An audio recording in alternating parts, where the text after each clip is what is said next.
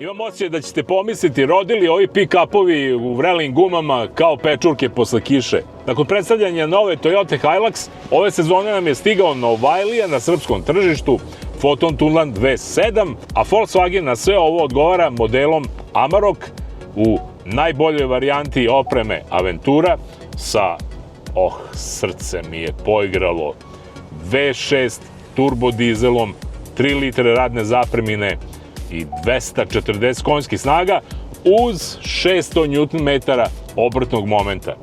Zaista jedna impozantna konjica ispod ovog, da ga nazovemo, Volkswagen Fordovskog modela, jer ne zaboravimo, Volkswagen Amarok i Ford Ranger su razvijeni zajedničkim snagama Forda i Volkswagena kako bi smanjili troškove razvoja i u ovoj drugoj generaciji su napravili jedno pravo malo čudo. Napravili su jedan udoban, luksuzan i komforan pick-up koji je itekako radno vozilo. Najpre da krenemo od njegovog dizajna, odmah se prepoznaje za razliku od Fotona, Tunland V7, Volkswagen Amarok je napravljen stvarno onako za evropskog kupca, nije se mnogo mislilo šta će o njemu reći tamo negde neki u Aziji, već jednostavno se što više dopadne Evropljanima i delimično Amerikancima, jer tako i Ford je u priči.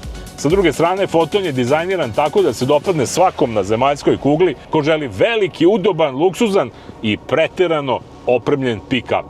Kada govorimo o spoljnom dizajnu, teško reći šta je tu lepše. Ako se svedem na normalne odnose, da baš nikom danas ne cvetaju ruže, da se ne treba previše isticati, onda je to Volkswagen Amarok, jer nekako tu može da prođe, ovo je jedna dobra radna mašina, nije to samo automobil za šminku. S obzirom da su jedan i drugi teški oko 2300 kg, potpuno je jasno da je ovaj veći V6 turbo dizel agregat mnogo prikladniji za ovako tešku karoseriju i mnogo prikladniji za, naravno, opterećenje koje može da se desi svakom pick-upu, a kod Volkswagen Amaroka ono je deklarisano i ono što možete da upišete 1000 kg, kod Foton Tunlanda je to nekih 700 do 800 kg, što znači da je na neki način Volkswagen Amarok zapravo automobil koji može ponese mnogo više tereta, a jedan i drugi mogu da privuku prikolicu koja ima svoje kočenje od 3,5 tone težine. Dakle, nema problema da se jednim i drugim automobilom bavimo pravim biznisom, jel da? Ali svakako moram naglasiti za dobre radne priče, Volkswagen V6 trolitarski je naravno prirodni saradnik svakog onog ko želi da ode na dugačak put, opterećen i da nema sa automobilom nikakvih problema. Foton Tunland V7 je duži nekih 30 cm od Volkswagen Amaroka, dugačak je 5,65 metara i to se na neki način oseti. Ne samo što ima veći utovarni prostor, već ima nekako i više mesta u kabini, posebno na zadnjem delu. U Fotonu Tunland se nazad sedi odlično.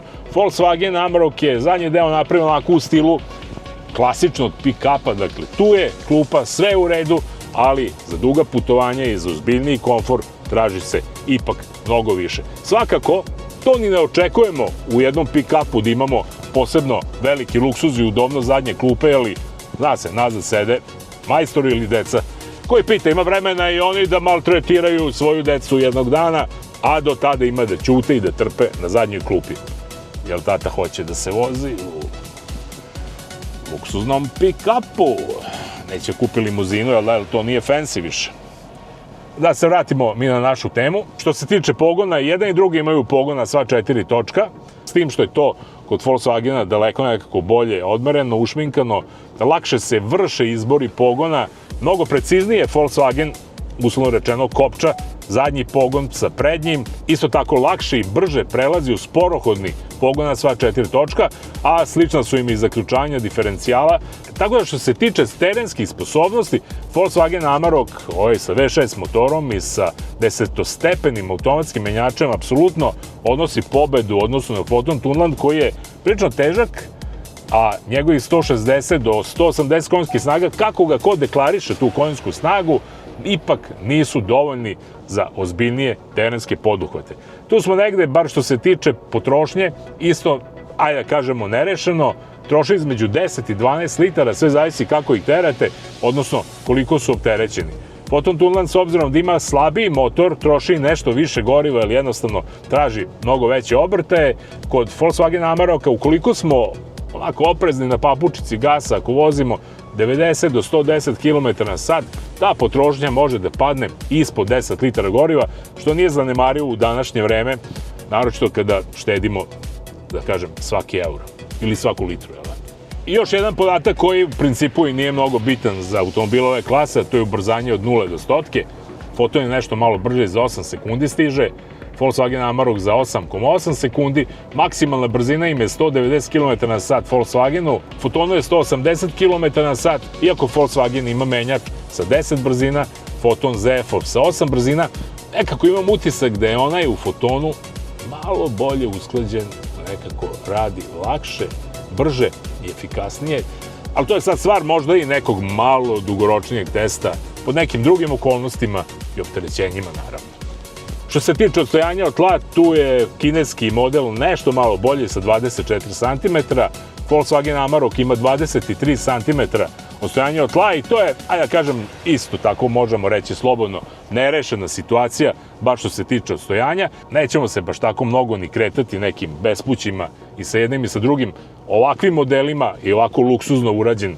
Druga je stvar, ako govorimo o baznim modelima, koje će se koristiti u radne svrhe, ali to je već jedna sasvim druga priča u odnosu na ove koje mi danas testiramo. I tu negdje ovako na kraju moram vam reći ovako potpuno iskreno, u svakom slučaju, gotovo u svim segmentima, osim opremljenosti, kabine i udobnosti, Volkswagen Amarok je značajno bolji model, napredniji, moderniji, vidi se da pripada poslednjoj generaciji pick-upa. Međutim, u ovoj načinu ubacujemo formulu cene Tundland V7 sa svim ovim rečenim, košta 44.000 eura bez PDV-a. Volkswagen Amarok sa ovim V6 motorom i Aventura opremi košta 61.000 eura bez PDV-a, sa nekim još dodacima oko blokade diferencijala i doplatama za još neke sitnice. Boga mi, to je razlika negde oko 40%, kad na sve to dodamo PDV pa se podigne ta matematika blizu 50%, ispadne Volkswagen skuplji. Jeste bolji, jeste moderniji, jeste, evo i meni da budem iskren, dopadljiviji, ali ne za 50% koliko više i košta. Očigledno, još uvek jesmo na problemu. Gde to ide? Automobilska industrija. Što bi rekli, živi bili, pa videli. Veselja biti neće.